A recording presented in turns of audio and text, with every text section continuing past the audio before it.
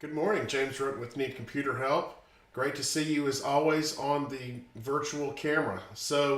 Yesterday I attended a security session. It was really a great security session put on by ConnectWise and really had some great takeaways, but I just wanted to summarize a couple of those takeaways for you today. Certainly not all of them.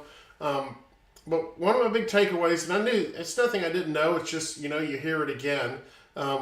We're very much in an early pioneering days with security right now, like a Wild West approach to security, and we're still learning it. And one of the analogies that was given yesterday was with respect to the electrical code, our national electrical code. And, when you walk into a house, you expect to see outlets placed every few feet.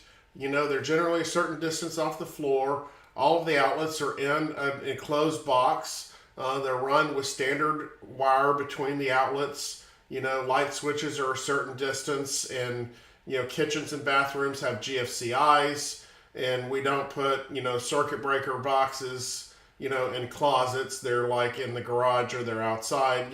These like standards that we almost take for granted today. We're not always the case. And they've been developed over a period of time and improved. And what we really think we're going to see is the same thing in security. Because while we walk into an office, for example, and we see standards with National Electrical Code, we see standards with plumbing, we look at the network and we look at the security, and there's like zero standards for most of it. It's just like do whatever you want.